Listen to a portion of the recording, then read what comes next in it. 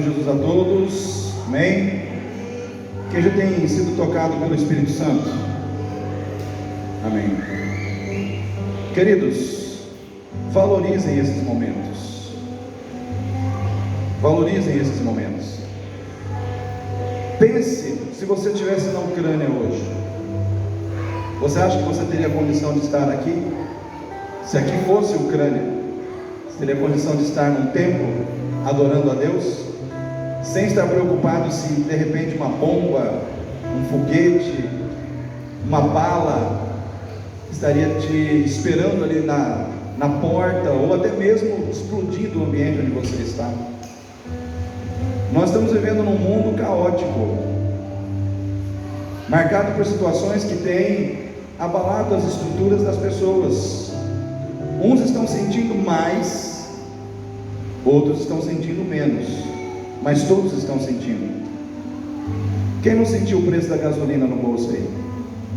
Ou vamos mudar a pergunta: quem sentiu o preço da gasolina no bolso aí? Pois eu vou dar uma notícia para você: vai subir os alimentos, vai subir mais coisa, fruto do que está acontecendo no outro lado do mundo. O mundo hoje ele está todo interligado, tudo está interligado. Mas nós precisamos entender que acima de todas essas circunstâncias e situações terrenas, existe um reino celestial e espiritual, e dentro desse reino existe um rei que governa todas as coisas e que governa em favor daqueles que o servem. Então, em meio a todas essas situações, nós temos que entender: precisamos ter olhos e coração voltados para o reino de Deus, precisamos ter a nossa atenção voltada para o Senhor. Então, não perca a oportunidade de valorizar aquilo que Deus tem te dado como condição para buscar a Ele. Chuva não é problema, chuva não é empecilho. Chuva é bênção que Deus derrama para regar a terra, trazer refrigério. Não use chuva como desculpa para não estar na casa de Deus, para não estar num ambiente de adoração. O problema não é a chuva, o problema muitas vezes é o nosso coração desinteressado, preguiçoso, o nosso coração muitas vezes ingrato para com Deus. Hoje é um tempo em que nós temos que olhar para dentro do nosso coração e ver o quanto de gratidão há em nós, o quanto de amor há em nós, por Deus, pelas pessoas, pela obra, pelo reino. Porque talvez a gente não perceba, mas todos os dias nós somos expostos a situações, e elas estão ali não por acaso, elas estão ali propositalmente, para roubar de nós alguma coisa, para tirar de nós alguma sensibilidade espiritual, para tirar de nós alguma visão que nos é importante em relação à nossa vida espiritual. E se nós não cuidarmos disso, nós perdemos. Por que eu brigo, eu luto, eu sou chato com a questão da unidade da igreja, irmãos? Porque Deus disse que é importante, porque o Senhor disse que é importante. Você não é valioso ou importante pelo que você simplesmente faz, ou pelos dons, ou pelos talentos que você tem. Você é importante no seio da igreja, na comunhão da igreja, pela pessoa que você é. Deus não te valoriza pelos dons que você tem, porque os dons que você tem foi Ele mesmo que te deu. Ele mesmo te deu os dons, Ele mesmo te deu os talentos que você tem. Só que Ele nos diz que um corpo, ele precisa estar unido, e os membros do corpo precisam se valorizar, ou valorizarem-se mutuamente uns aos outros. Eu gosto muito daquele texto ali em 1 Coríntios 12, onde o Senhor, Ele nos ensinando atrás do apóstolo Paulo, Ele diz assim: o olho não pode dizer ao pé, não tenho necessidade de ti, porque não é olho. E ele diz mais abaixo assim, que os membros, os menores membros, são dignos de maior honra, porque são extremamente necessários. Você sabe qual é a função do dedinho mindinho do seu pé? Você já parou para pensar nisso? Você tem um dedinho mindinho aí, no lado esquerdo, no lado direito do seu pé. Você sabe o que acontece se você perder esse dedinho? Quem sabe? Perde o equilíbrio. Você vê, um dedinho tão pequenininho, ele é desse tamanho assim. Em relação ao tamanho do corpo todo, ele é ínfimo, ele é pequeno. Mas se ele sair dali, o corpo todo perde equilíbrio. Todo esse corpo, por maior que ele seja, ele fica desequilibrado porque um membro pequenininho faltou. Simplesmente porque ele faltou. Então a sua presença no corpo tem um objetivo. Você estar presente no corpo de Cristo tem um porquê de Deus. A sua presença faz a diferença simplesmente por você estar ali. Então, queridos, existe hoje uma ação externa para que a gente não valorize o propósito de viver como igreja.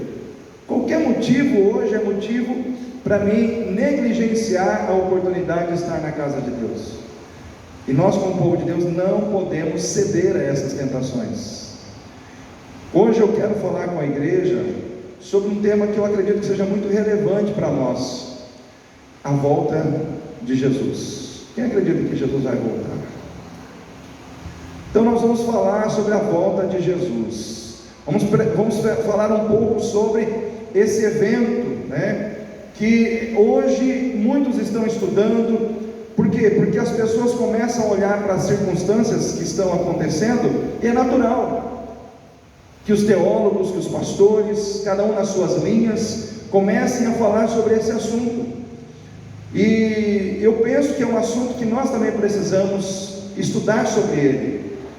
Eu não quero ser aqui um pregador do Apocalipse, né? Hoje em dia existem muitos rótulos, inclusive no nosso meio. Se você é um pastor que crê na volta de Jesus, se você é um pastor que leva a igreja a pensar nesse tema, se você é um pastor que leva a igreja a se preocupar com essa questão, você é intitulado pregador do Apocalipse. E assim por diante, né? Hoje, infelizmente, o povo de Deus se tornou muito habilidoso em dar rótulos para o próprio povo de Deus. E esses rótulos vêm da própria Sião de Deus, do próprio aprisco de Deus, né? Esses rótulos aparecem. Mas eu quero nessa noite pensar no que a palavra de Deus diz, simplesmente no que a palavra de Deus diz. Eu quero convidar você para abrir a sua Bíblia lá na segunda carta universal de Pedro, no capítulo 3. 2 Pedro, capítulo 3. Eu acredito que na sua versão, se a sua versão for igual à minha é a fiel e corrigida, Almeida corrigida fiel. Eu gosto muito dessa versão porque é uma das versões mais, vamos dizer assim, fiéis mesmo ao que foi traduzido, né? É uma versão que realmente traz o entendimento muito próximo daquilo que foi traduzido lá nos manuscritos mais antigos. Então eu gosto dessa versão, gosto de usar essa versão porque ela me dá clareza de entendimento. Então, segunda carta de Pedro, capítulo 3, versículo 1. Na minha Bíblia, na minha versão, já tem até um título: A Vinda do Senhor. Quantos têm esse título aí também na sua Bíblia? Temos algumas pessoas, né? Tem alguém que tem um título diferente? Ou não tem título nenhum? Gabriel tem um título diferente? O dia do Senhor. O dia do Senhor, a vinda do Senhor, tudo está falando de um mesmo acontecimento, né? Então, nós vamos estar lendo aqui esse texto. Eu acredito que eu vou ler aqui até o versículo 13. Vocês estejam acompanhando aí com as suas Bíblias abertas. Vamos fazer um estudo desse texto nessa noite. Tomara que seja um estudo leve, tranquilo, que você consiga compreender com clareza aquilo que o Senhor colocou no meu coração para compartilhar com você. Então eu vou começar a leitura, né? Lá em 2 Pedro, capítulo 3, versículo 1. Diz assim a palavra de Deus: Amados, escrevo-vos para agora esta segunda carta, em ambas as quais desperto com exortação o vosso ânimo sincero, para que vos lembreis das palavras que primeiramente foram ditas pelos santos profetas, e do nosso mandamento, os apóstolos do Senhor e Salvador. Sabendo primeiro isto, que nos últimos dias, virão escarnecedores, andando segundo as suas próprias concupiscências, e dizendo: onde está a promessa da sua vinda? Porque desde que os pais dormiram, todas as coisas permanecem como desde o princípio da criação. Eles voluntariamente ignoram isto, que pela palavra de Deus, já desde a antiguidade existiram os céus e a terra, que foi tirada da água, e no meio da água subsiste, pelas quais coisas pereceu o mundo de então, coberto com as águas do dilúvio.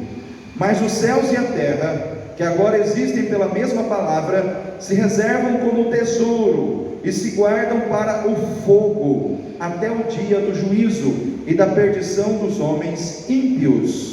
Mas, amados, não ignoreis uma coisa, que um dia para o Senhor é como 1000 anos, e 1000 anos como um dia. O Senhor não retarda a sua promessa, ainda que alguns a tenham por tardia, mas é longânimo para conosco, não querendo que alguns se percam, senão que todos venham a arrepender-se. Mas o dia do Senhor virá como ladrão de noite, no qual os céus passarão com grande estrondo, e os elementos ardendo se desfarão, e a terra e as obras que nela há se queimarão. Havendo, pois, de perecer todas estas coisas, que pessoas nos convém ser em santo trato e piedade, aguardando e apressando-vos para a vinda do dia de Deus, em que os céus em fogo se desfarão, e os elementos ardendo se fundirão.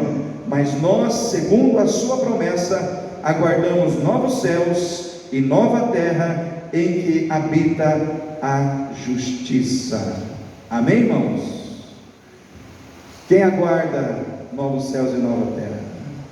Amém. Para que eu possa discorrer sobre esse texto, eu tenho que explicar algumas coisas aqui. O arrebatamento e o dia do Senhor é a mesma coisa? É uma pergunta, né? Eu vou já respondendo: não. O arrebatamento é o arrebatamento. O dia do Senhor é o dia em que Ele voltará e estabelecerá novos céus e nova terra. Então existe linhas de raciocínio teológico, de interpretação escatológica. Existem linhas que são pré-milenistas, amilenistas, pós-milenistas. Existem aqueles que creem, os amilenistas creem que não haverá o arrebatamento da igreja, ou seja, o dia do Senhor será um dia só, né? E nesse dia os mortos ressuscitarão, serão levados aos céus com o Senhor, e tudo acontecerá simultaneamente num evento só, né? Num evento só. Então não haverá arrebatamento. Isso quer dizer que a igreja vai passar pela grande tribulação, o anticristo vai estar reinando na terra, e aquela história: quem não quiser receber a marca da besta, que está lá no livro do Apocalipse, e está dizendo que lá no livro do Apocalipse, essa marca será colocada em todos, grandes, pequenos, pobres, ricos, e ninguém poderá comprar, vender, negociar, se não tiver essa marca. E quem é sábio entenda, o número dessa marca é 666, está lá.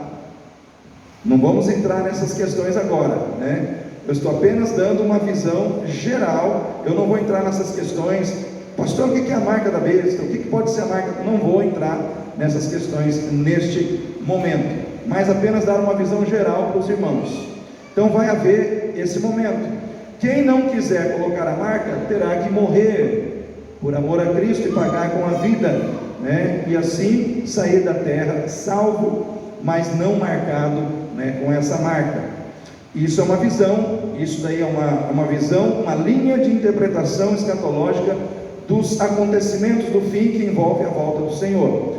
Uma outra linha é que a igreja será arrebatada, ou seja, a grande tribulação, a ira que vai ser derramada na grande tribulação, que será, alguns calculam de 7 anos, Os primeiros 3 anos e meio será a ira do anticristo, e os outros 3 anos e meio será a ira do Senhor.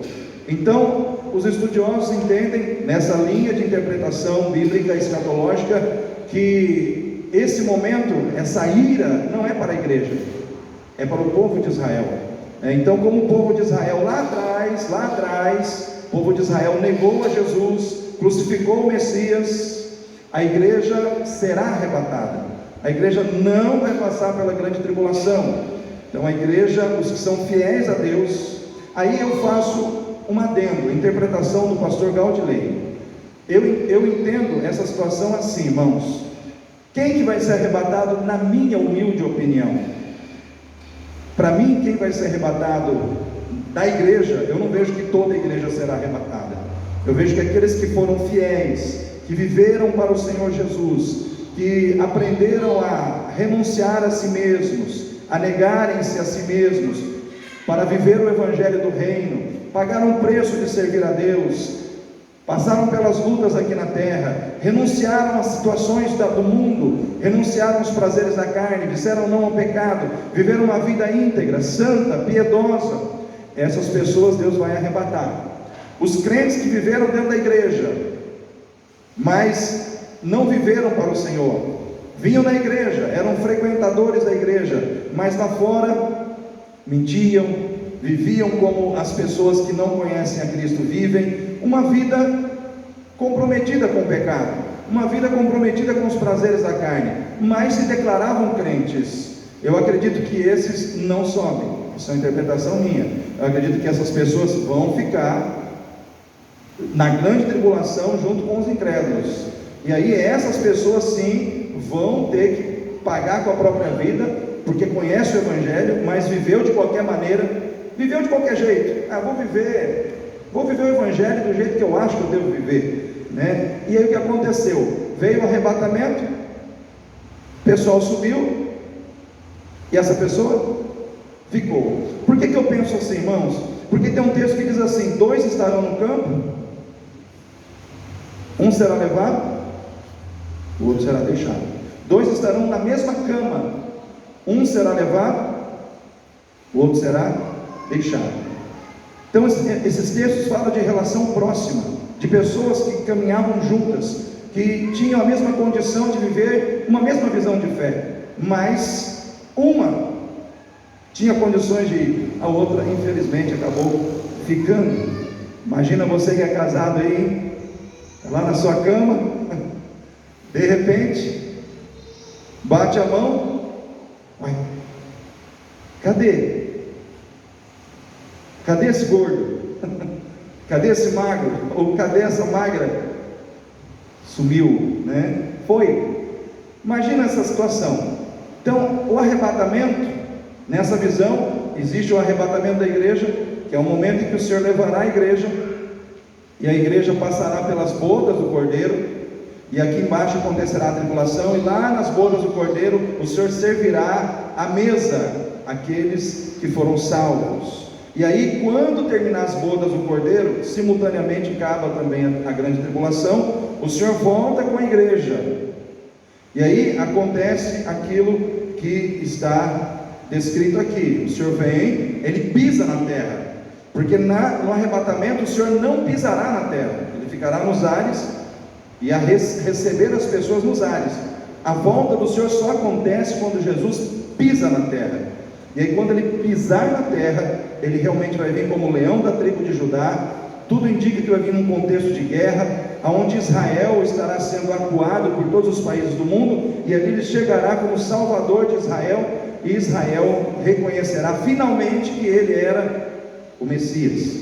Então isso é uma outra linha de interpretação bíblica, mas eu tenho que explicar isso para os irmãos, para mim poder dizer, para mim poder entrar aqui, o dia do Senhor, se vai ser com arrebatamento, ou se vai ser sem arrebatamento, eu não vou discutir isso. Eu creio no arrebatamento, eu sou da visão do arrebatamento, mas você tem toda a liberdade de não ser. Eu não estou aqui para dizer qual visão você tem que escolher para a sua vida, mas o fato é que o dia do Senhor não se discute, ele vai acontecer. Então, algumas coisas que a igreja dos últimos dias, que somos nós, precisamos entender. Primeiro, nós temos que entender, como igreja do Senhor Jesus dos últimos dias, que o dia do Senhor não é uma possibilidade, é uma certeza. A segunda vinda de Jesus vai acontecer. Ela vai acontecer.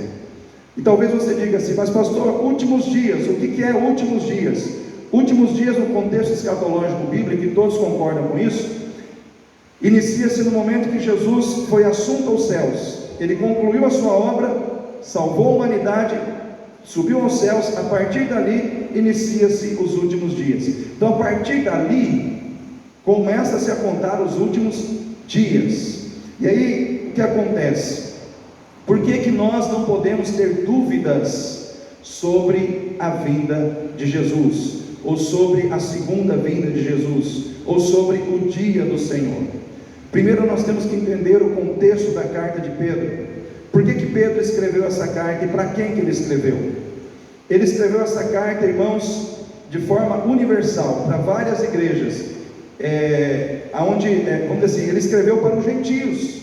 Por incrível que pareça, ele escreveu para os gentios, para as igrejas que estavam na Capadócia, em Bitínia, no Ponto, na Frígia, para todas essas igrejas. E ele escreveu com um propósito muito interessante: combater os falsos profetas, combater os falsos mestres. E ele escreveu 2 cartas, e é interessante que ele faz questão de dizer: é a segunda carta que eu estou escrevendo. Por quê, irmãos? Porque naquela época, já ali no início do cristianismo, já existiam falsos mestres, já existiam falsos profetas dentro das igrejas do Senhor Jesus. Isso não era uma realidade, vamos dizer assim, ele escreveu para nós, pastor, para o nosso tempo, encaixa-se para nós, porque a palavra de Deus, ela é profética, porque ele escreveu coisas relacionadas ao tempo em que ele estava vivendo, mas ele também escreveu coisas relacionadas ao tempo que nós estamos vivendo, e tempos futuros que nós ainda não chegamos lá. Então, o que acontece? Se você volta aí, quem está com a Bíblia aberta, volta uma página só, e olha aí o capítulo 2, 2 Pedro 2, para você entender o que eu quero dizer. 2 Pedro 2 diz assim: e também houve entre o povo falsos profetas, como entre vós haverá também falsos doutores, que introduzirão encobertamente heresias de perdição, e negarão o Senhor que os resgatou, trazendo sobre si mesmos repentina perdição. E muitos seguirão as suas dissoluções, pelos quais será blasfemado o caminho da verdade. Então aqui, o que acontece, irmãos? Pedro, ele está escrevendo essa carta com um propósito doutrinário muito forte. Ele estava dizendo: olha, falsos mestres, falsos profetas, falsos doutores têm se levantado no meio da igreja, estão ensinando inúmeras heresias, e muitas pessoas estão seguindo essas pessoas, muitas pessoas estão seguindo esses falsos mestres, esses falsos profetas, e dentre as heresias que eles estão pregando, existe a negação do dia do Senhor, a negação da segunda vinda do Senhor. Então, por isso, nós entramos no capítulo 3, porque esse tema, a segunda vinda do Senhor, fazia parte das heresias que esses falsos mestres estavam ensinando. Eles estavam dizendo: não vai haver uma segunda volta de Jesus, essa doutrina está errada, Jesus não voltará. E eles começam a usar, vamos dizer assim, os acontecimentos da natureza, eles começam a usar argumentos da sabedoria humana para tentar explicar o seu entendimento do porquê Jesus não viria. E eles começam, de certa forma, a negar até mesmo o dilúvio, porque eles começam a dizer assim: olhem para trás, desde a criação, quando nossos pais dormiram, as coisas continuam do mesmo jeito. Só que aí Pedro começa a dizer: eles negam que os céus que existem hoje passaram pela água do dilúvio, e hoje essa terra que nós pisamos, ela foi mergulhada na água. O entendimento, irmãos, que muitos têm desse texto é que antes do dilúvio não havia essa porcentagem de água que hoje há na Terra. Estudiosos dizem que o planeta Terra hoje tem 70% de água, apenas 30% é terra. Então, o que o apóstolo Pedro começa a dizer? O dilúvio aconteceu, a terra foi mergulhada na água, e esses céus que existem hoje, essa realidade hoje, planetária, que nós estamos vivendo, é uma realidade diferente do que houve no início da criação, porque essa terra hoje tem muito mais água do que tinha antes, e eles estavam negando até mesmo essa situação. E aí o apóstolo Pedro começa a dizer: só que assim como a palavra de Deus disse que teve o dilúvio, assim também estes céus e essa terra foram escondidos por Deus, preparados por Deus como um tesouro, para que o juízo de Deus venha através do fogo,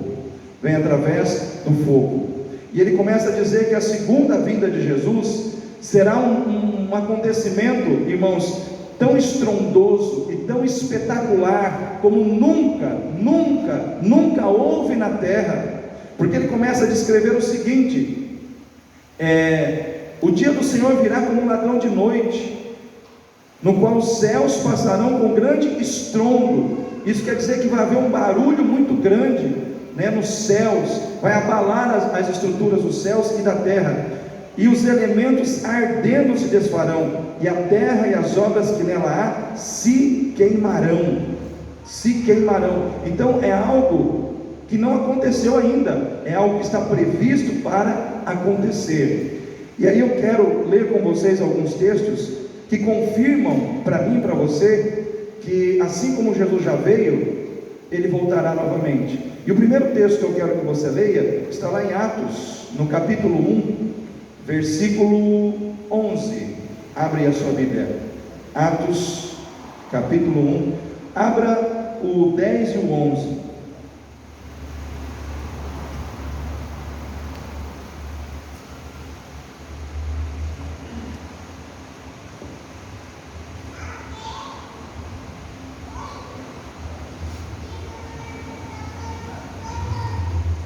Atos capítulo 1, versículo 10 e 11, diz assim: e estando com os olhos fitos no céu, enquanto ele subia, eis que junto deles se puseram 2 homens vestidos de branco. Olha só, 2 homens vestidos de branco, os quais lhes disseram: homens galileus, por que estáis olhando para o céu? Esse Jesus, que dentre vós foi recebido em cima no céu, o que vai acontecer com ele, irmãos? O que está dizendo aí? Ele há de vir, assim como para o céu o vistes ir. Então, quem eram esses 2 varões vestidos de branco? Eram anjos, que estavam ali, no momento que Jesus estava subindo, e eles estavam ali testificando o quê? Que Jesus voltaria, que Jesus iria voltar.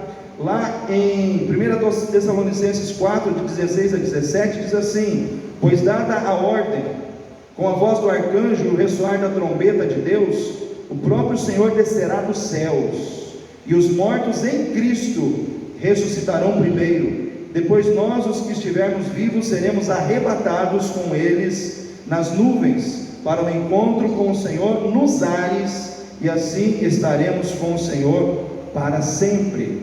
Esse texto aqui é o texto que os teólogos do arrebatamento usam muito, que o encontro será nos ares, Então Jesus não estará na terra, e ele levará a igreja arrebatada com ele. Mas por que eu estou explanando isso, irmãos? Talvez muitos irmãos digam assim: mas pastor, eu não tenho dúvida que Jesus vai voltar uma segunda vez.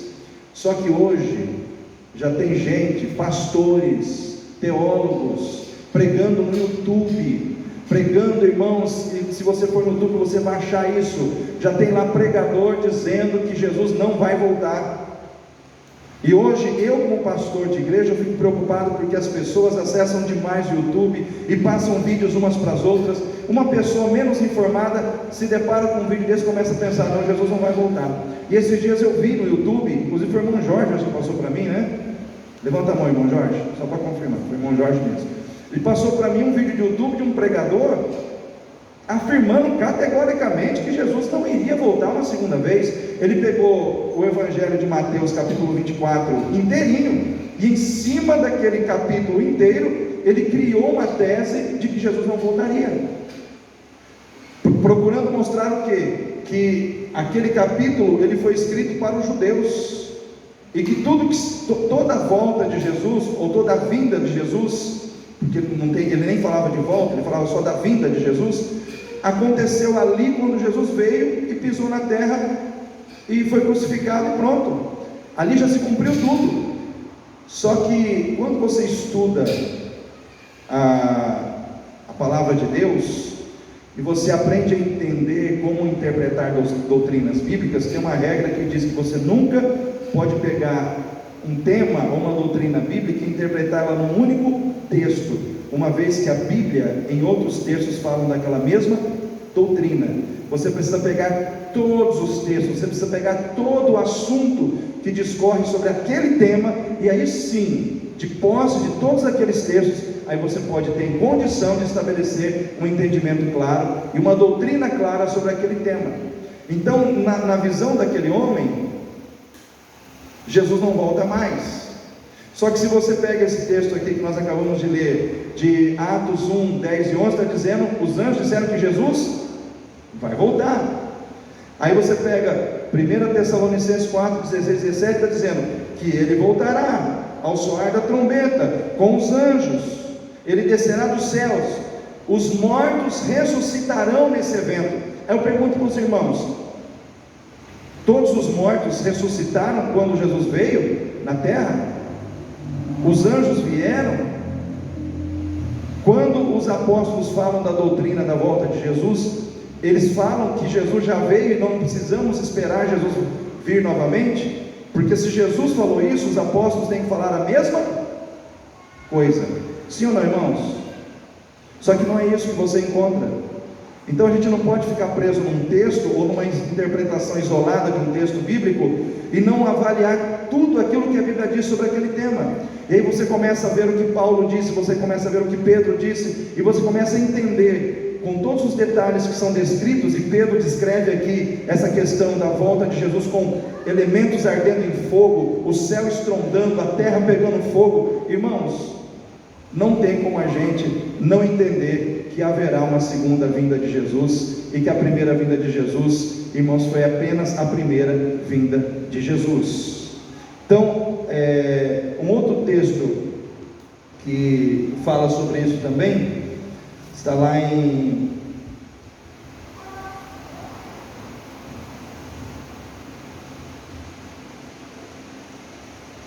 vamos ler aqui Mateus 24, 36 a 39.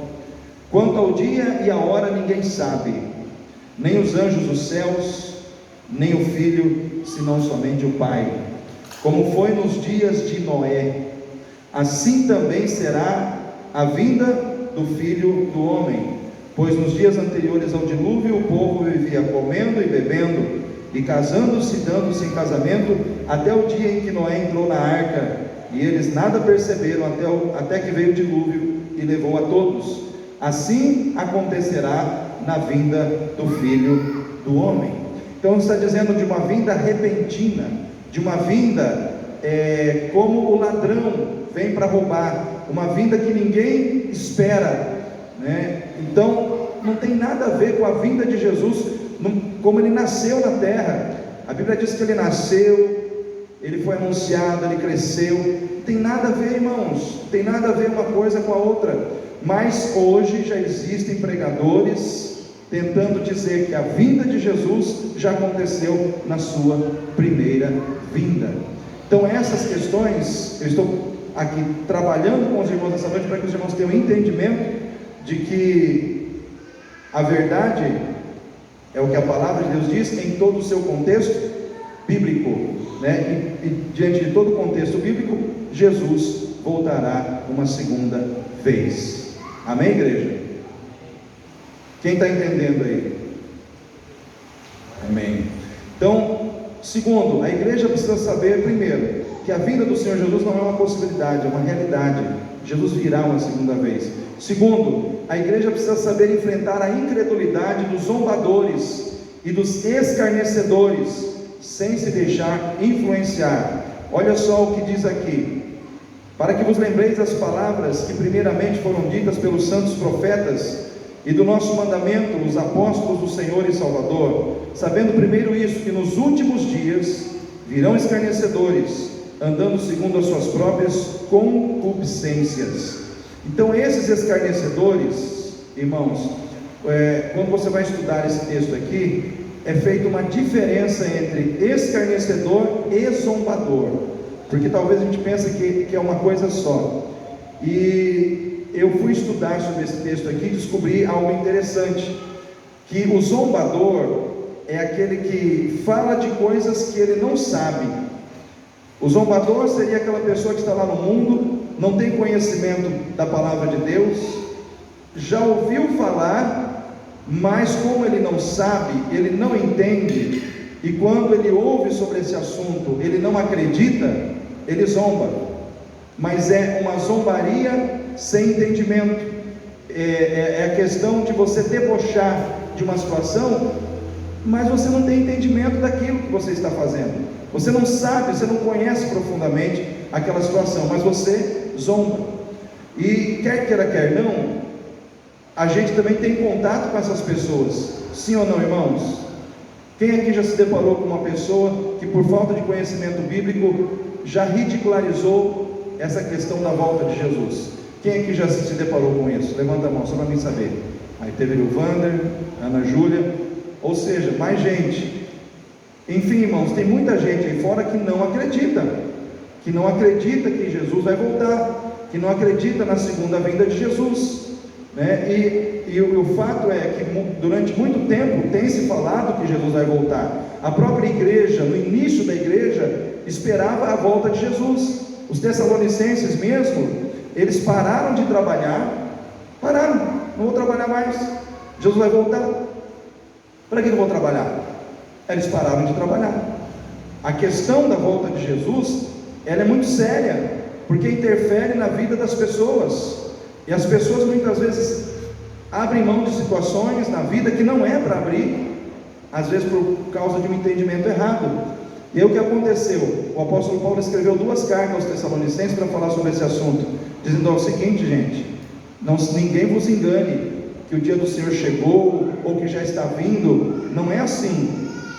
O dia do Senhor não virá sem que antes venha a apostasia, sem que antes venha o anticristo, sem que antes venha aquele que se assentará como Deus no trono, dentro do templo do Senhor, e se considerará Deus. Então não acontecerá sem que isso aconteça primeiro. Então o apóstolo Paulo começou a doutrinar a igreja, porque a igreja entendeu errado a volta de Jesus. Então durante muito tempo as pessoas vêm falando: não, mas está tudo igual, nada está acontecendo. Mas só que você começa a olhar para as circunstâncias que nós estamos vivendo. O mundo está ou não está mais complicado nos dias de hoje, irmãos? Eu não estou falando só porque está acontecendo uma guerra entre a Rússia e a Ucrânia. Não estou falando somente por causa das questões econômicas e financeiras.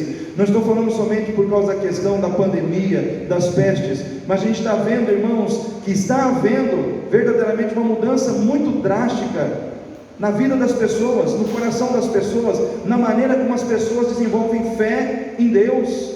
Está havendo uma mudança muito drástica. Hoje as pessoas estão com uma dificuldade muito grande de permanecerem fiéis às Escrituras. Existe um ceticismo, existe uma descrença, existe um esfriamento muito grande no coração das pessoas.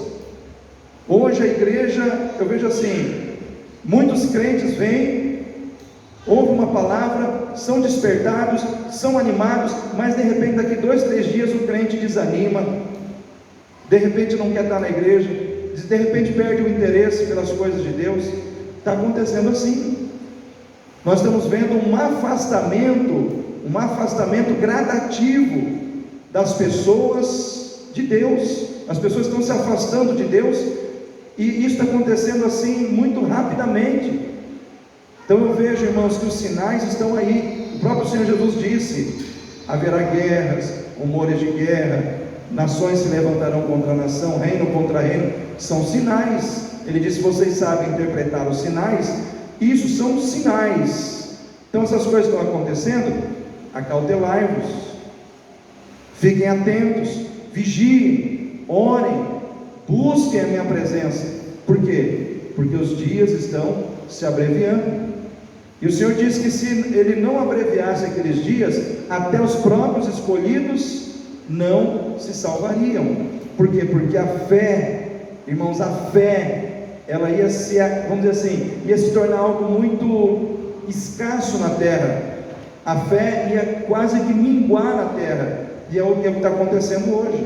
As pessoas estão tendo uma dificuldade muito grande de exercer fé. As pessoas estão muito racionais. As pessoas estão muito centradas na ciência, centradas no conhecimento racional. Então nós precisamos entender essas coisas. Então a incredulidade dos zombadores, ela está à nossa volta, mas tem os escarnecedores. Quem são os escarnecedores? Segundo o que eu entendi aqui dentro desse texto, estudando esse texto, escarnecedor não é aquele que está lá fora sem conhecimento, é o que está dentro da igreja, é aquele que conhece a palavra, é aquele que tem conhecimento das Escrituras, e mesmo tendo conhecimento das Escrituras, ele nega a verdade. Conscientemente ele nega a verdade. Ele não só nega, mas ele leva outras pessoas ao caminho da descrença. Ele procura influenciar outras pessoas, dizendo: isso não vai acontecer. E ele usa argumentos bíblicos, ele usa a própria palavra para defender uma heresia ou algo que a palavra de Deus não disse, e ele está dizendo que a palavra de Deus disse aquilo. Então hoje nós estamos vivendo dias de confusão. Então os escarnecedores, eles são mais perigosos que os zombadores, porque eles usam a Bíblia para tentar dizer para você que uma heresia é verdade, e muitos crentes estão acreditando nessas coisas. Então cuidado com aquilo que você ouve no YouTube, cuidado com todos os vídeos que chegam até você. Analise dentro da palavra de Deus. Por que nós precisamos estar na escola bíblica dominical? Para poder entender a palavra. Se nós não entendermos a palavra de Deus, nós seremos enganados. O que o apóstolo Pedro estava dizendo para a igreja naquela época é: vocês estão propensos ao engano, vocês podem ser enganados. Então, por favor, se voltem para as Escrituras. E ele começa a descrever claramente como as coisas vão acontecer, para que as pessoas não fossem enganadas. Terceiro, irmãos, a igreja precisa saber interpretar a demora em conexão com a longanimidade do Senhor. Então, está demorando. Por que está demorando? Aí a Bíblia explica, Pedro explica para a igreja o seguinte: que a igreja não pode perder de vista algumas coisas. Versículo 8, ele primeiro procura ensinar a igreja o seguinte: que o tempo de Deus é diferente do nosso tempo. Nós andamos no tempo Cronos, Deus anda no tempo Kairos. O tempo Cronos é o tempo do relógio, é o tempo do cronômetro. Só que aqui, o que ele diz? Amados, não ignoreis uma coisa, que um dia para o Senhor é como 1000 anos, e 1000 anos como um dia. Ou seja, para Deus não existe esse tempo que existe para nós, irmãos. Para nós o tempo passa numa velocidade, para Deus não. Para Deus 1000 anos é como se fosse ontem. Vamos dizer assim, a maneira do Senhor olhar o tempo é diferente da maneira como nós olhamos. Para nós está demorando, para Deus não, está tudo no tempo de Deus. E aí no versículo 9 diz assim: o Senhor não retarda a sua promessa, ainda que alguns a tenham por tardia, mas é longânimo. O que isso quer dizer? Que a demora não é um atraso, a demora é um tempo de misericórdia de Deus. Vou repetir: a demora para o cumprimento da promessa não é um atraso, é um tempo de misericórdia, é um tempo de graça, é um tempo onde Deus está tratando com amor a humanidade, porque a palavra de Deus diz que Deus não quer que ninguém se perca, mas que todos venham chegar ao arrependimento. Pastor, por que ainda não veio o dia do Senhor? Porque o Senhor está tendo misericórdia com a terra. Deus está esperando o arrependimento entrar no coração de muitas pessoas que estão perdidas. Por isso que as coisas estão acontecendo, porque tudo isso faz parte de um plano de Deus para salvar a humanidade, irmãos. Deus quer salvar o maior número de pessoas possível. E se muitas vezes para a pessoa entender que a salvação está em Deus, ela precisa passar por uma guerra, a guerra vai acontecer. Ela precisa passar por uma peste, a peste vai acontecer. Ela precisa passar por uma calamidade, a calamidade vai acontecer. Mas em tudo isso existe a longanimidade de Deus. Porque, irmãos, se tudo fosse bonança na terra, quem ia querer sair da terra, irmãos? Fala para mim, seja sincero. Se tivesse um paraíso aqui na terra, tudo tranquilo, todo mundo rico, milionário, todo mundo vivendo bem, sem necessidade alguma, você ia querer sair da terra, irmão? Não ia. Mas o mundo precisa ficar caótico, o mundo precisa ficar se tornar um ambiente terrível, para que a gente possa ansiar pelo verdadeiro paraíso que está preparado para nós na eternidade, porque nós não somos desse mundo. Então nós temos que entender que tem algo preparado para nós na eternidade. Então nós temos que viver aqui, temos que cuidar do ambiente onde a gente vive, da cidade onde a gente mora, do bairro onde a gente está inserido. Temos que fazer de tudo para que o ambiente onde a gente está seja o lugar mais confortável possível. Temos, mas não podemos nos enganar. A nossa morada eterna não é aqui. Nossa morada eterna é no céu. Então as coisas vão acontecer, não tem como. E a longanimidade de Deus é a paciência amorosa de Deus. Deus está esperando as pessoas se arrependerem, para que Ele possa cumprir o que Ele disse que cumpriria. Amém, igreja? Mas em último lugar, a igreja precisa saber se preparar para a vinda do Senhor. E aí eu vou para o versículo 11. Se você está com a sua Bíblia aberta, olha aí. Havendo, pois, de perecer todas essas coisas, que pessoas vos convém ser? Aí eu paro aqui. Que pessoas vos convém ser? Talvez em algumas versões está a palavra santo, ou santo trato, piedade. E aí no versículo 12 diz: aguardando e apressando-vos para a vinda do Senhor. Então a questão de santo trato, ou de sermos santos e piedosos, envolve o nosso modelo de vida. Como é que eu e você precisamos viver para esperar a vinda do Senhor? Primeiro nós vamos viver em santidade. É tempo de investir em santidade. É tempo de você dizer não ao pecado.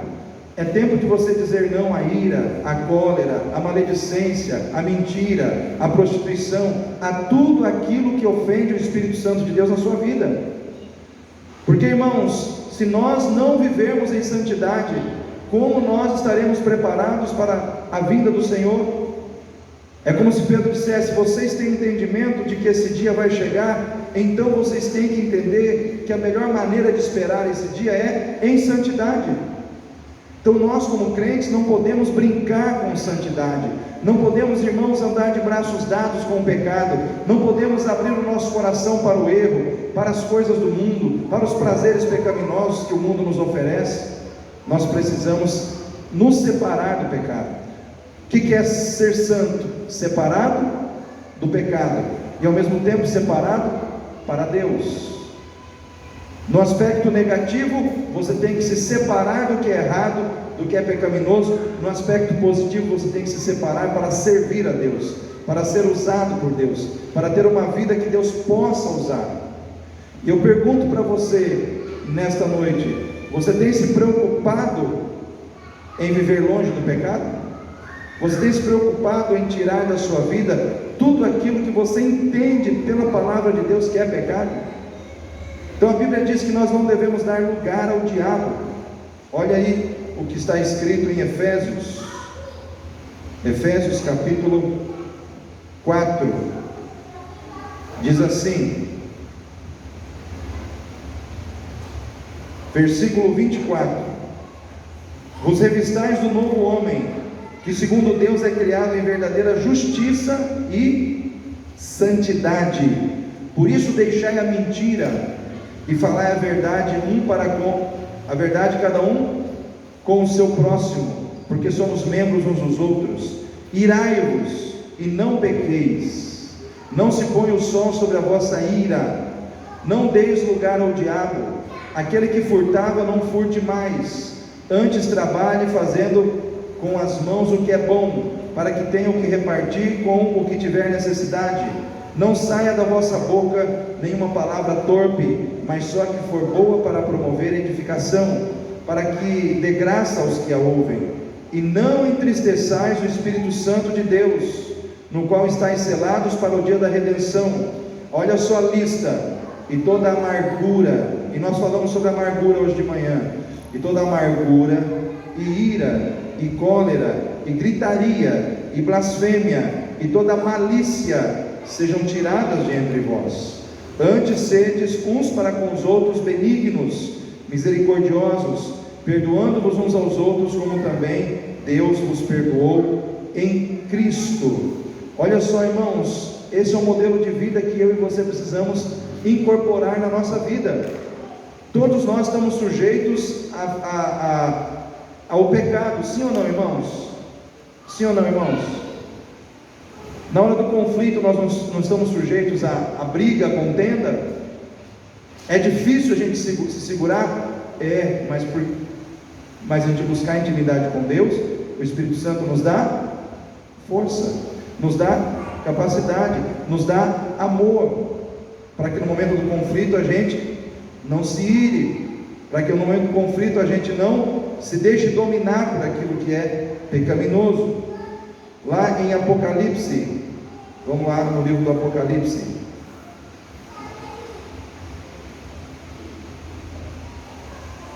Apocalipse 21, versículos 7 e 8,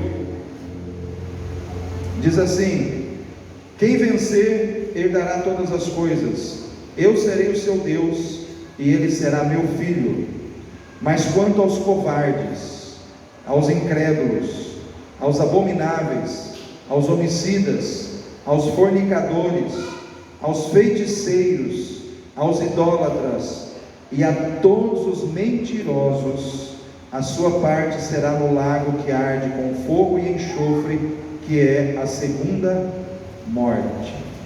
Então a Bíblia fala de quantas mortes, irmãos? Quantas mortes? 2. A segunda morte é a morte espiritual. Eu li esse texto só por causa de um pecado. Aqui tem um monte de pecados, mas eu queria pegar o pecado da mentira, porque os crentes não dão atenção a esse pecado, porque acham que é um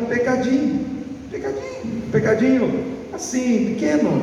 Irmãos, a mentira é o único pecado que tem pai na Bíblia.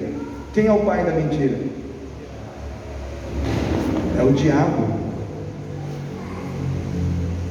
Eu sei que eu não tenho que me preocupar com ninguém aqui em relação a homicídio, fornicação, feitiçaria, idolatria, enfim. Mas quando se fala de mentira, às vezes nós como crentes mentimos e achamos que está tranquilo, e não está, irmãos.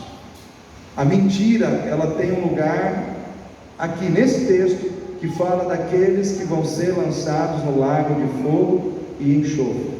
Então nós temos sim que ser santos, santos, santos. E se tem uma coisa que quebra a tua santidade, muitas vezes pode quebrar a sua santidade, a minha santidade, é a mentira.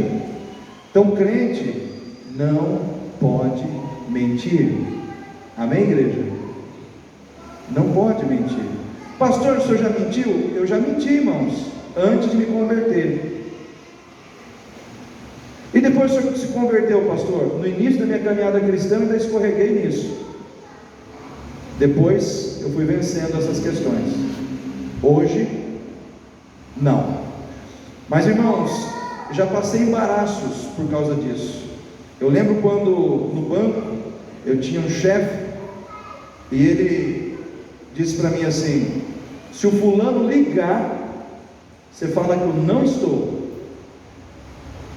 E não é dito que ligou e logo eu fui atender, né? Eu fiquei pensando assim, tem um monte de gente para atender.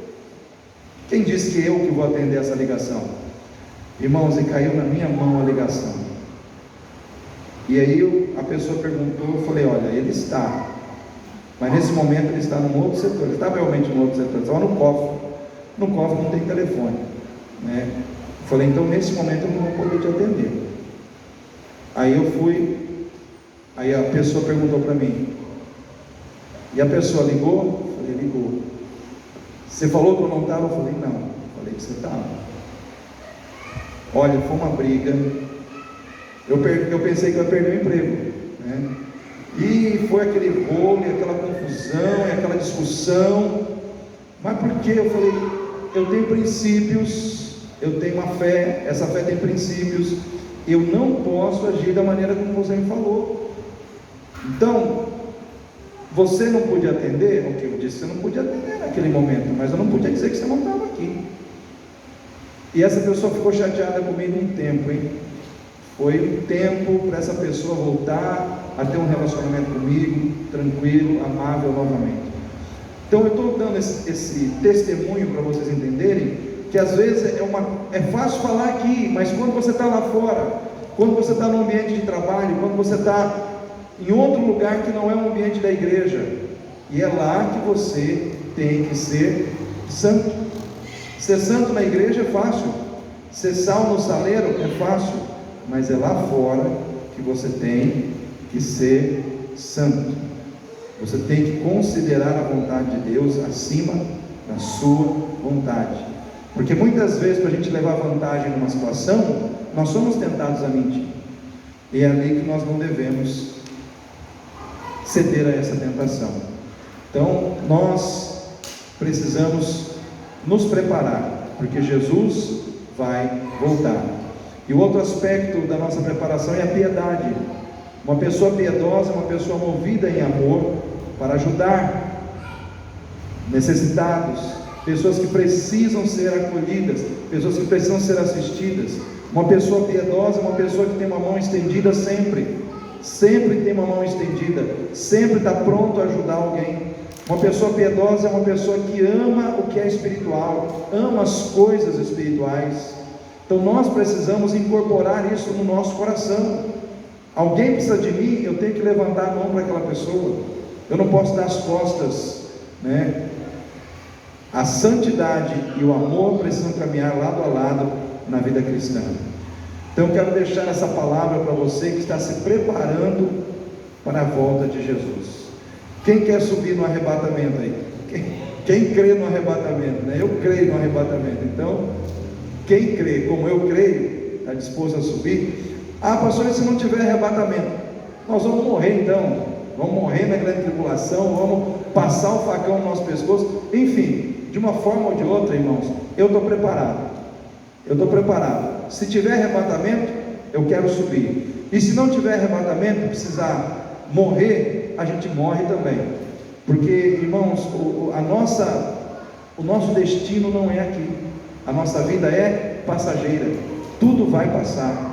A sua vida vai passar, a sua juventude vai passar, tudo vai passar. Mas a palavra de Deus não passará.